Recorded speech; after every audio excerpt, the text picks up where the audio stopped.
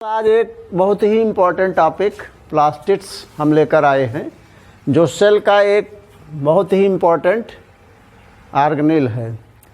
अगर प्लास्टिड्स की डिस्कवरी की बात करें तो इसकी सबसे पहले डिस्कवरी जो है हेकल ने किया था, ठीक है, 1865 में। फिर इसके बाद जो ये टर्म प्लास्टिड है ये दिया गया था सिम्पर नाम के एक साइंटिस्ट द्वारा। Simper provided this term plastids.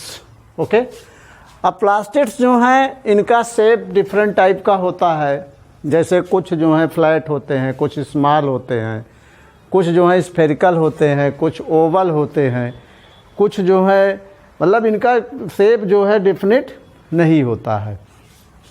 तो इसलिए जो है on the basis of shape and on the basis of their performance, on the basis of their function, they are of different types.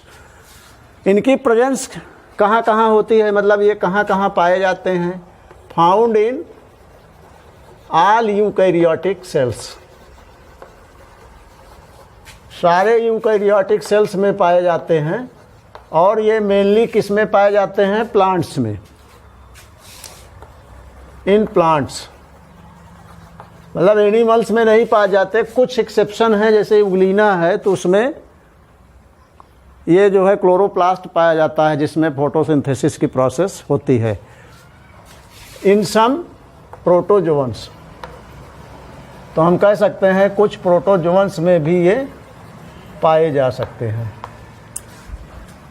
Plastids की जो है डिफरेंट शेप और plastids की भी डिफरेंट फंक्शन, उनमें प्रेजेंस ऑफ पिगमेंट्स के base पर, क्योंकि जो पिगमेंट होते हैं वही जो है ये बताते हैं कि इनके द्वारा फोटोसिंथेसिस हो सकती है कि नहीं उस ऑर्गन के द्वारा।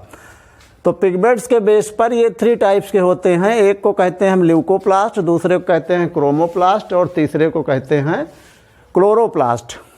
ल्यूकोप्लास्ट जो हैं ये कलरलेस प्लास्टिड्स कहलाते हैं, ठीक। और ये जो क्रोमोप्लास्ट हैं ये कलर्ड प्लास्टिड्स कहलाते हैं। इसमें ग्रीन पिगमेंट छोड़ करके सारे जो हैं पिगमेंट्स पाए जाते हैं। और क्लोरोप्लास्ट में केवल ग्रीन पिगमेंट्स ही पाए जाते हैं, इसीलिए इनको हम ग्रीन प्लास्टिड्स के नाम से भी जानते हैं।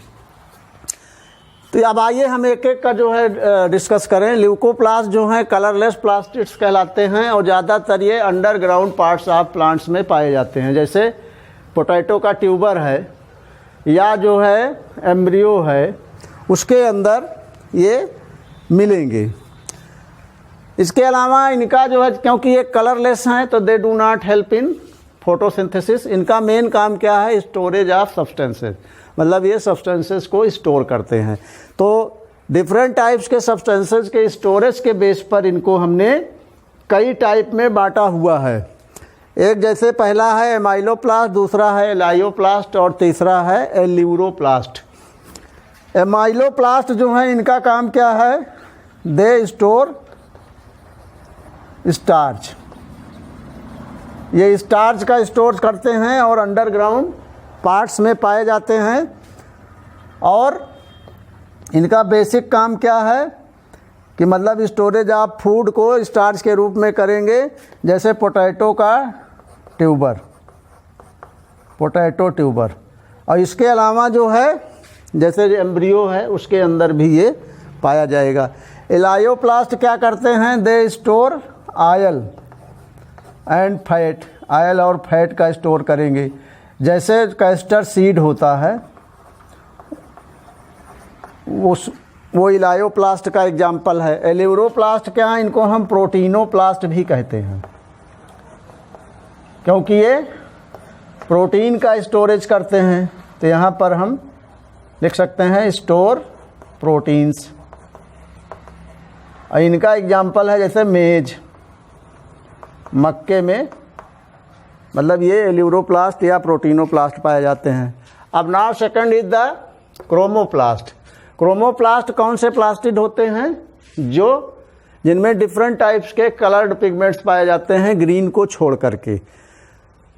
इनका काम क्या है? They provide the colour to the petals, मतलब जो फ्लावर के पेटल्स होते हैं, आपने देखा होगा कि सबसे बाहर सेपल्स होते हैं, कैलिक्स वाला हॉर्न जो इसको कहते हैं, और इसके ऊपर ये पेटल्स होते हैं जो कलर्ड होते हैं, और अंदर जो है ओवरी होती है, और उसके ऊपर ये स्टिग्मा और स्टाइल, और ये जो है फ्लावर का पेडिसल है जिसके पर ये फ्लावर टिका हुआ है। तो ये जो पेटल का कलर है, लाल, पीला, हरा, गुलाबी, हरा को छोड़ करके, हरा तो ये जो है होता है सेपल या कैलिक्स वाला हॉर्न जो होता है, जिसके अंदर फ्लावर पहले बंद रहता है बड कंडीशन में। तो जो क्या कहते हैं क्रोमोप्लास्ट है, ये कलर्ड प्लास्टिड्स इसीलिए कहलाते हैं क्योंकि ये फ्लावर के पेटल को और फ्रूट की वाल को कलर्ड जो हैं रखते हैं। तो ग्रीन को छोड़ करके सारे पिगमेंट्स इनमें पाए जाते हैं। क्लोरोप्लास्ट क्या है? इनको हम ग्रीन प्लास्टिड्स कहते हैं क्योंकि ये हरे रंग के होते हैं, इनमें क्लोरोफिल होता है। और क्लोरोफिल कहाँ होता है? इसमें क्वांटासोम होता है, उसी क्वांटासोम के अंदर 230 to 250 के आसपास क्लोरोफिल मॉलिक्यूल्स पाए जाते हैं। और ये जनरली कहाँ पाए जाते हैं? लीव्स में, या जब प्लांट्स बहुत यंग होते हैं तो उनके स्टेम में भी पाए जाते हैं, जब ये ग्रीन मतलब कि ग्रीन कलर का स्टेम होता है। ये सारे जो हैं प्लास्टिड्स जिनको हमने बताया, ल्यूकोप्लास्ट, क्रोमोप्लास्ट और क्लोरोप्लास्ट, इंटरचेंजेबल भी हैं, मतलब एक दूसरे में ये चेंज भी होते रहते हैं। कैसे? मैं आपको एक एग्जांपल दे रहा हूँ टोमेटो का। टमाटर में क्या होता है, जिसको हम लाइकोपर्सिकम स्कुलेंटम इसका बायोलॉजिकल नेम है, तो टोमेटो में क्या होता है कि जैसे जब इसकी ओवरी होती है तो इस ओवरी के अंदर, क्योंकि ओवरी के अंदर ही फ्रूट का फार्मेशन होता है, ये पूरी ओवरी ही फ्रूट बनती है, और ये जो है स्टिग्मा हो गया, और ये स्टाइल हो गया, ये ओवरी हो गई। तो ओवरी के अंदर फ्रूट बनेगा, ठीक है। तो ओवरी के अंदर जो है ल्यूकोप्लास्ट होता है, मतलब कलरलेस प्लास्टिड होता है। और जब फ्रूट बनता है तो आपने देखा होगा कि टोमेटो का जो फ्रूट होता है ये राउंड शेप का, स्फेरिकल शेप का होता है। यहाँ पर ग्रीन लीव्स जो हैं ऊपर इसके लग जाती हैं, ठीक है। ये टोमेटो है तो ये ग्रीन कलर का पहले रहता है। तो ये क्लोरोप्लास्ट है इसके अंदर, मतलब सबसे पहले ल्यूकोप्लास्ट है ओवरी में, ओवरी कन्वर्ट हो गई फ्रूट में, तो फ्रूट जब ग्रीन रहता है तो इसमें क्लोरोप्लास्ट है, और जब ये राइपन हो जाएगा, पक जाएगा, तो उसके अंदर ये कलर्ड हो जाता है लाइकोपीन की वजह से। तो वो लाइकोपीन क्या है? दैट इज ए क्रोमोप्लास्ट, मतलब वो एक कलर्ड पिगमेंट है, अब उसमें क्रोमोप्लास्ट आ गया। तो इस तरह से ये सारे प्लास्टिड इंटरचेंजेबल भी हैं। अब आपके जो सिलेबस में बेसिकली क्लोरोप्लास्ट के बारे में है, तो हम क्लोरोप्लास्ट के बारे में जो लास्ट वन वाला है इसके बारे में डिटेल से स्टडी करते हैं, इसको रब करके। किसी भी सेल ऑर्गेनेल का या कोई भी ऑर्गन हो, उसका स्ट्रक्चर जो है समझने से पहले, मतलब उसमें क्या क्या चीज़ें सबसे ज़्यादा ज़रूरी हैं उसकी पूरी डिटेल स्टडी के लिए, सबसे पहला तो साइज। तो ये हमने जो है क्लोरोप्लास्ट का एक फिगर बनाया हुआ है, इसी की डिटेल्ड स्टडी हमें पढ़ना है। क्लोरोप्लास्ट जो है डबल मेम्ब्रेन स्ट्रक्चर है। आप देख रहे हैं कि एक बाहर मेम्ब्रेन है जिसको हम आउटर मेम्ब्रेन कहते हैं, और ये अंदर वाली मेम्ब्रेन को हम इनर मेम्ब्रेन कहते हैं।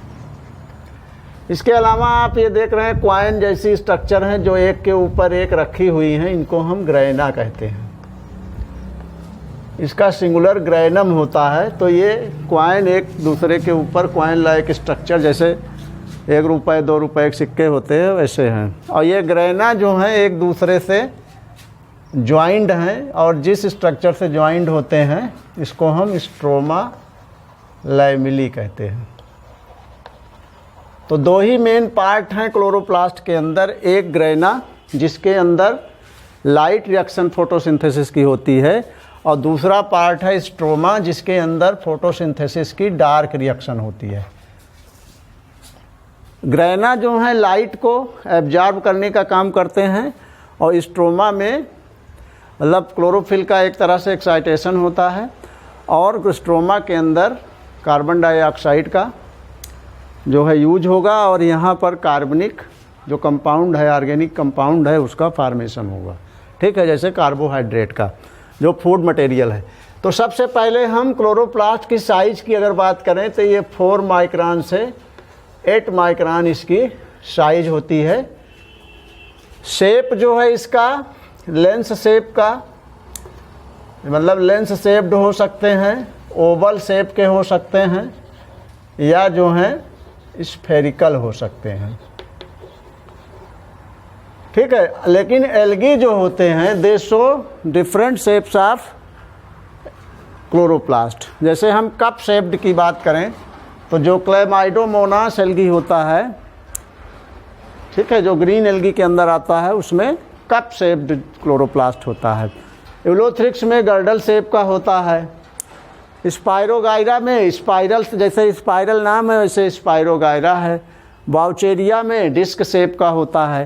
तो इस तरह से एल्गी में डिफरेंट शेप जो है ये शो करते हैं। नहीं तो जनरली हायर प्लांट्स में ये लेंस शेप्ड के, ओवल शेप के या स्फेरिकल शेप के होते हैं।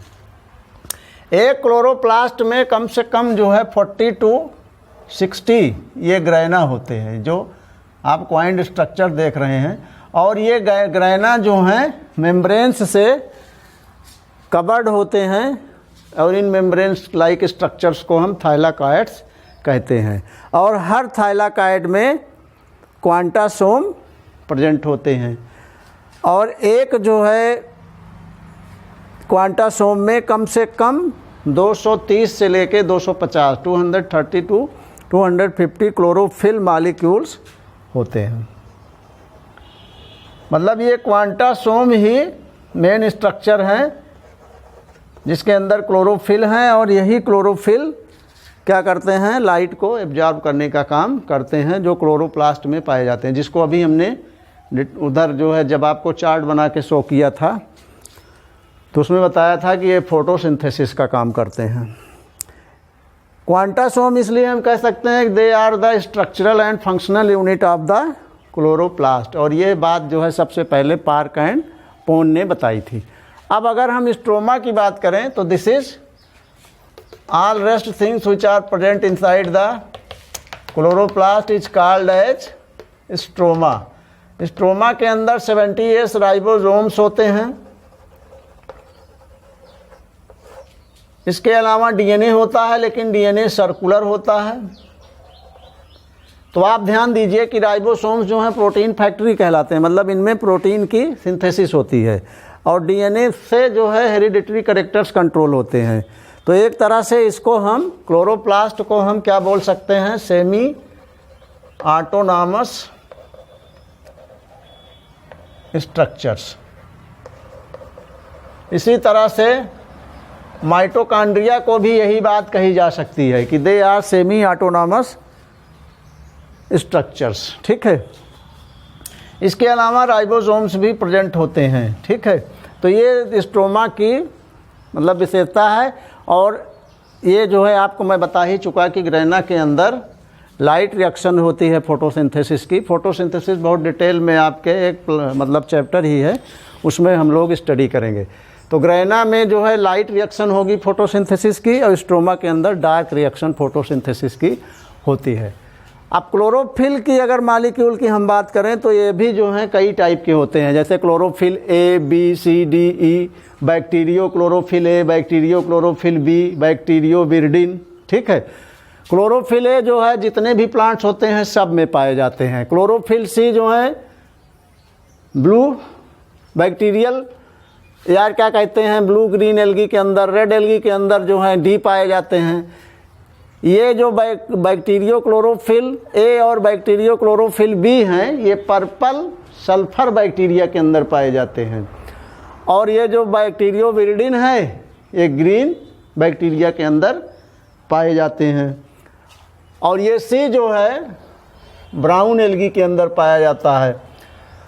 निफ जीन जो है किसको कहते हैं, नाइट्रोजन फिक्सिंग जीन्स भी इसी के अंदर पाए जाते हैं किसके अंदर, क्लोरोप्लास्ट के अंदर, ठीक है, are present inside the chloroplast.